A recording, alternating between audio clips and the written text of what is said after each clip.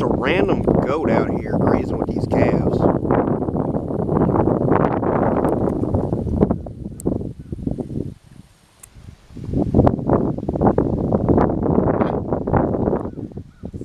Didn't know anybody around here had a goat.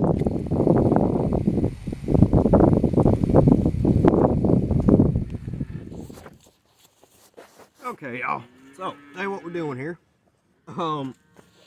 Excuse the cows in the background. I can't get them to shut up. But anyhow, ever since I posted the video of my newly acquired Remington 21T here, this Target 22, I've had a lot of positives, but I've also had a lot of people wanting to see more done with it.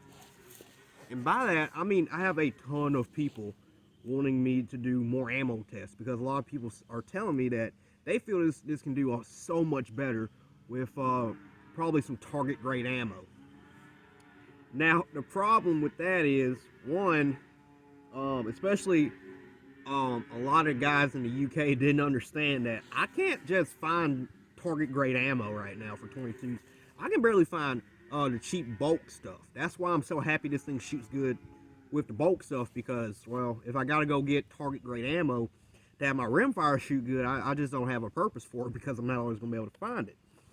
But anyhow, a lot of people really want me to do a video where I'm just super steady, super meticulous, and do a really good ammo comparison video of what I got. I got 4 different types right here, and this is, again, some cheaper stuff.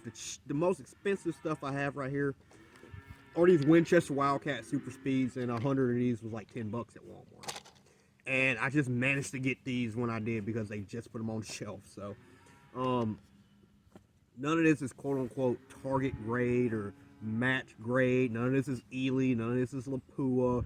I can barely get my hands on this stuff, so I'm sure as heck probably going to get my hands on that. But anyhow, I had a lot of tips on how I should probably set up better. Again, I was shooting off of a bucket with a sandbag. Now what I have, I'm in the prone. I was sitting then. I'm in the prone now. It rained like 5 inches, guys, so in the last 2 days. So I'm on my, this is an NC Star shooting mat. Wonderful mat for, I think it was like $25 I paid for off Amazon. So I'm in the prone. Really good, stable position. Instead of just a regular rest, what I have right here is I have my Bog Death Grip tripod. This is a purpose-made shooting tripod, okay? And it can go, each leg has 3 different angles it can go 25, 48, and an 84, I think. Right now I have them all set up at the 84, so I'm in the prone position. There's no real movement in this whatsoever. I can adjust the teeth. I can adjust the cant. Well, I can't really can it this way, but I can pivot it. So, I can do that. Super stable position. I got a rear bag on the back side. I have a natural point of aim right at my target right here. Like, I barely have to move. This is not going to move that, actually. This isn't going to move that much at all. Okay? I got a kind of a deflated sand sock here. It's just a, one of my old OD green socks with some used corncob media. I usually use it as a rear bag, which I do right here, but right now I'm using this in here to let the gun kind of recoil in the way it needs to.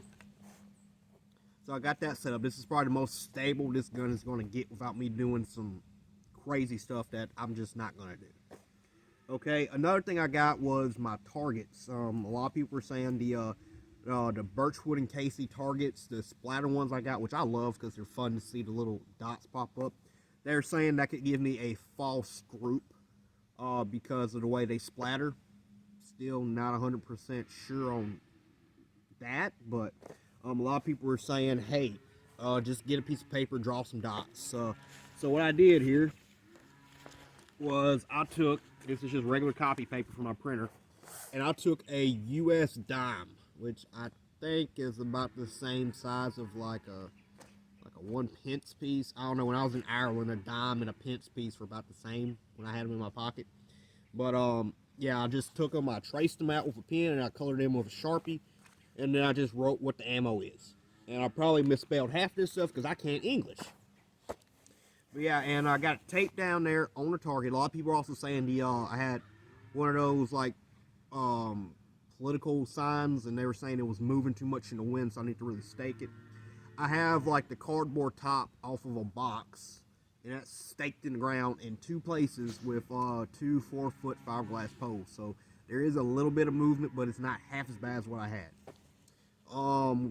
I also say I need to stretch it out more to really see what the gun can do. Right now, I was trying to get 25 yards, but we're at 27.5. So that should be more than enough for anybody to be happy. Now, I do have a problem though. I'm not going to be able to really aim this gun the way I want it to. One, the front sight is not 100% flat, and I didn't want to take a file to it and just try to flatten it out. I didn't want to do any of that. So it's not 100% flat, but I can still group really well with it. And the rear sight is completely bottomed out. I'm not sure if this sight was meant for 50 and above shooting, but I'm at 25 right now. I tried zeroing in at 10, and I'm not able to zero it the way I want. And actually, I shot a little clip with some drawings. I'm going to post that right now. Yeah, so just to show y'all what I was talking about with me not being able to aim the way I want. So the way I've always liked having my iron sights zeroed is I like to have them with the very edge of my front blade sight, this being my peep or whatever, the very edge of my blade sight, the very top of it in the middle is where I want my bullet to impact. So say I'm at 25 yards, if I put the edge of that of this blade sight in the middle of the target, I want my bullet to impact right on that blade. That's how I've always done it. That's how I'm comfortable doing it. And that's the most precise way I found to do it personally. The problem is, since I'm bottom out on my elevation, I can't get to this point. So basically, I have to aim. I have to bring down my target. I have to bring my blade down so it hits where I want it. So basically, I'm having to aim similar to this, or with a little more space in between this. So it's not as precise. I can still make good hits. I can still take game pretty easily. I feel totally confident in taking game, especially since, like you see on the target here, I would have to aim, put my blade about right here. So instead of aiming at the actual head of a squirrel, I aim like more at the shoulder. That's not too much of a problem, but it's very hard to make these precise shots. So, and now y'all understand what I'm saying here. I can't really aim the way I want and hit the target. So what we're doing right now is just grouping. Because if I try and hit the target every time, my groups are going to be off, just because it's not going to be as precise. So, let's see here. What else? I think that's it. I think I've covered all the bases everybody tried to say. So we got 4 different kinds of ammo again. We got all this is cheap stuff. All this is under $20 for the box. We got Remington Thunderbolts, Winchester Wildcats, Federal copper-plated target hollow points, which I'm not sure why anybody wants a hollow point target round. I don't understand it, but that's what it is. And the Winchester Wildcat Super Speeds. I did do a testing on this when I went to the range last, and so far it's the Federal that grouped the best at 25, or no, it was 30. No, 25, yeah. The Federals grouped the best, followed by the Thunderbolts, followed by the regular Velocity Wildcats, followed by the Super Velocity. So, with all that being said, I'm about to go down here and adjust the target camera, and about to get some shots on the paper. Also, before I get up, a lot of people are also saying they want to see velocity stuff. Guys, I've been here for like the last hour and a half trying to do that. That's why there's always some shells on the ground. I cannot get my chronograph to work right. It was irritating, and I was about to just throw the video out completely, but yeah, so we're just not going to do that. Sorry. So anyway, let me get the target camera. So I decided instead of a 5-round group, we're going to do 10-round groups, because 10-round groups just kind of show a little better. So,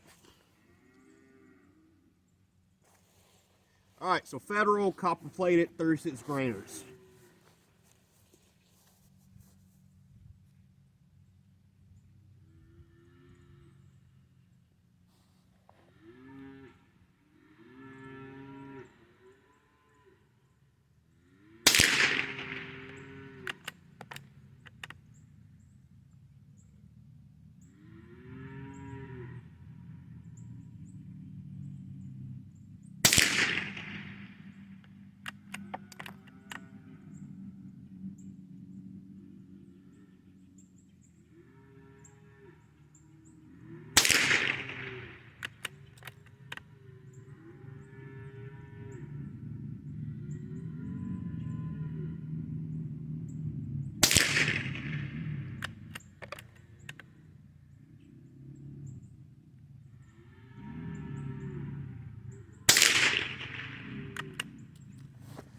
Alright, that's the first 5.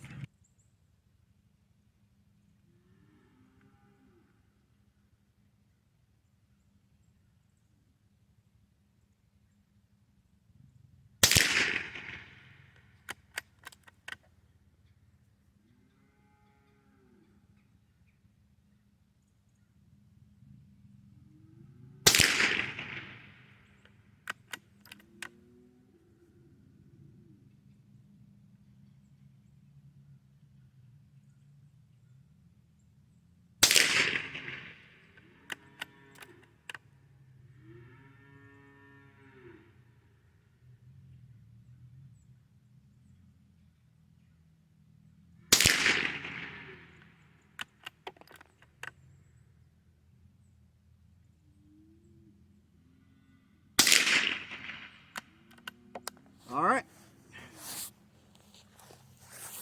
We go change that target and get another one down. Okay, so not bad at all. That's 10 shots at 27 yards. Not bad at all, if you ask me. Alright. Those Remington Thunderbolts.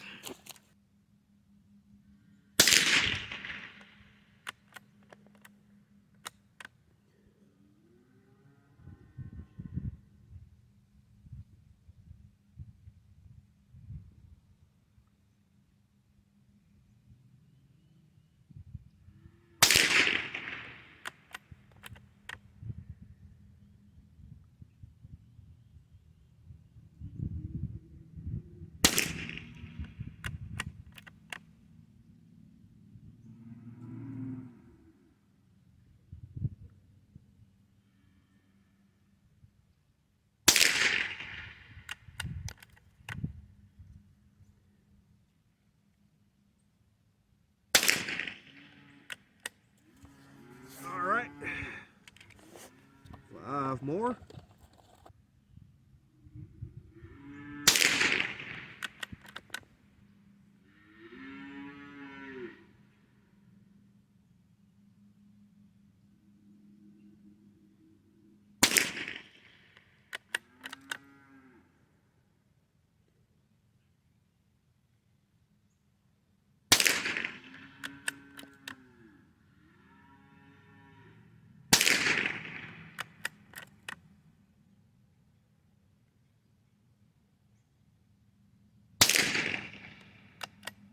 Alright. Let's go look now. Alright. That's a little bigger, but still pretty good.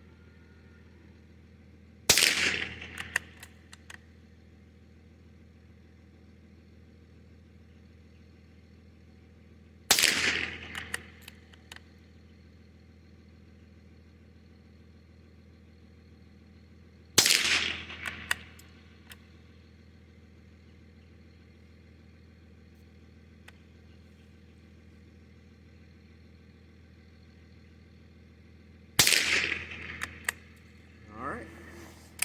See what that would look like. Alright. And those are Wildcats. Still a little worse.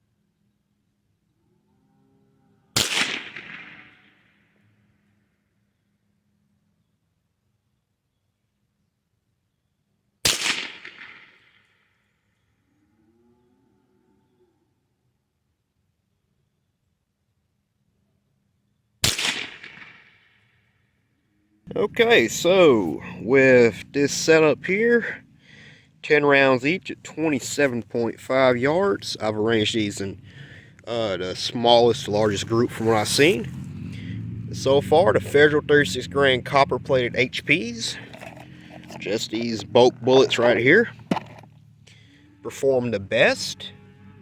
Again, that dot is a dime, followed by the Winchester Wildcat round noses. These are the standard velocity ones, that box right there.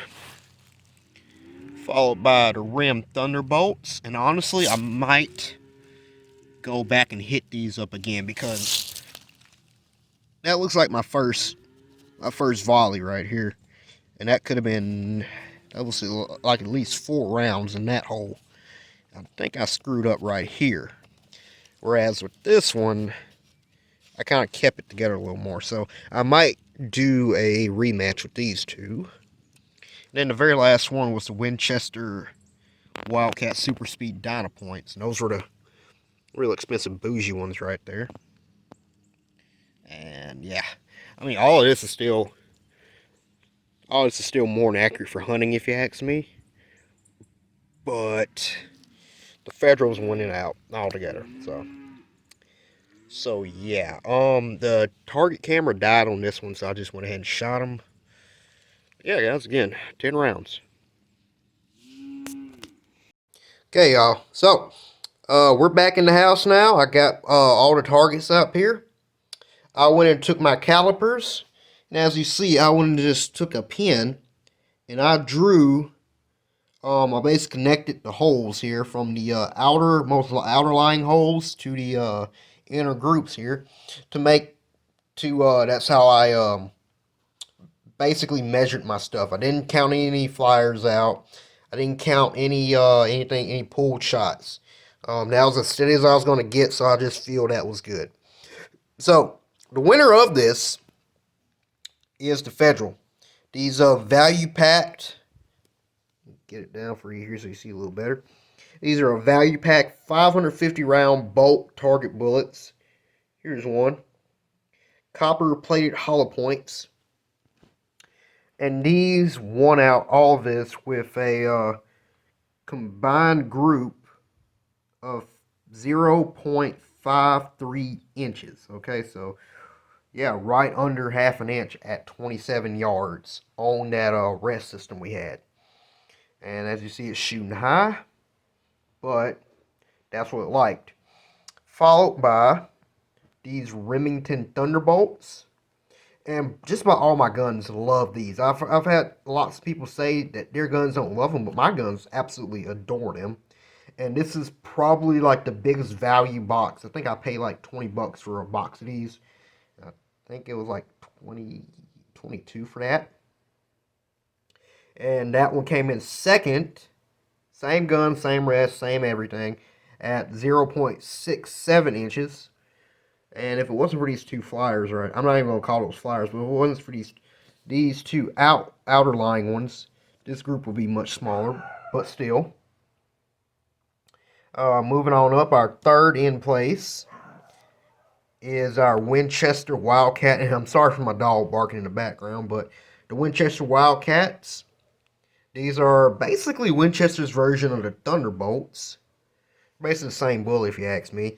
But they came in just a little bigger at 0.75 inches.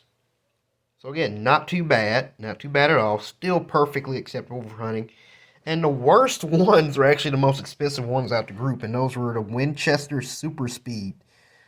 These are supposed to be going 100 feet per second faster than the rest of these.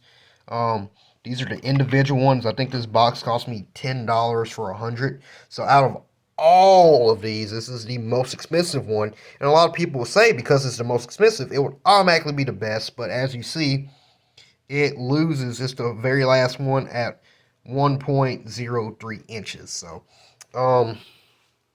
yeah, those are the groups. That's how I measured them. If you got any questions about it, just let me know. But I just want to show y'all that this is why you test ammo, because you never know what's going to work the best. So yeah.